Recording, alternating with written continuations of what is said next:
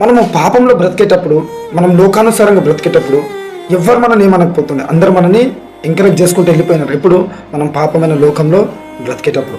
కానీ ఎప్పుడైతే మనం అన్ని విడిచిపెట్టి మంచిగా బ్రతకడానికి మనం ప్రయత్నం చేస్తాం కదా, దేవుని సువార్త ప్రకటించాలని మనం ఆశపడతాం కదా, అనేకులు ప్రతి రాష్ట్రానికి వెళ్ళి ప్రతి దేశానికి వెళ్ళి అరే దేవుని సాక్షిగా మనం నిలబడాలని ఆశపడతాం కదా, దేవుని సేవ చేయాలని మనం ఆశపడతాం కదా.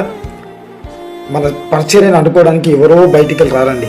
మన రక్త సంబంధులే, మన సొంత వారే, మన అన్నదమ్ములే, మన తల్లిదండ్రులే మనకు అడ్డొస్తారు. అవునండి, యోసేఫ్ జీవితంలో వాళ్ళ అన్నదమ్ములే యోసేఫ్ని అడ్డుకున్నారు, కానీ దేవుడు యోసేఫ్ని విడవలేదు.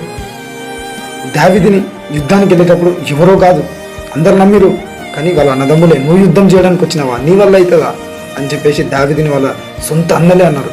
సో ప్రియులారా, మన జీవితంలో, ఈ ఆత్మీయ జీవితంలో మనం ముందుకు గెలుచుండగా, మన ప్రయాణంలో, మన పరిచర్యలో ముందుకు గెలుచుండగా సాతానుగాడు ఇక్కడి నుంచో రాడండి. ఏ మార్గం దొరకలేదు అనుకో, మన కుటుంబాల, మన అన్నదమ్ములను వాడుకునే వాడు వస్తాడు, మన కుటుంబంకి వెళ్ళే వస్తాడు సాతానుగాడు. సో మనం హెచ్చించబడుచుండగా, దేవుడు మనల్ని వాడుకుంటుండగా సాతానుగాడు మన కుటుంబం ద్వారంగానే తీసుకొని వస్తాడు. సో ఆ కుటుంబం ద్వారంగా మనకు కొన్ని కష్టాలు, కొన్ని బాధలు వస్తాయి, కానీ లాస్ట్కి దేవుడు మనకి విజయం ఇవ్వబోతున్నాడు.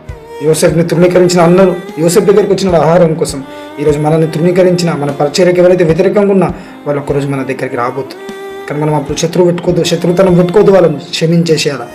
ఎలాగైతే యేసుప్రభు మనం క్షమించాడో మనం కూడా వాళ్ళని క్షమించాలి. ఈరోజు ఒకరు చెప్పాలనుకుంటున్నాను, మనకి ఇంటికా మన సొంత వాళ్ళే మనకు ముళ్ళుగా అయి ఉంటారు, కానీ దేవుడు మనకు విజయం ఇస్తాడు. పరిచర్యకు ముందు వెళ్ళిపోతూనే ఉండాలి, పరిచర్యలో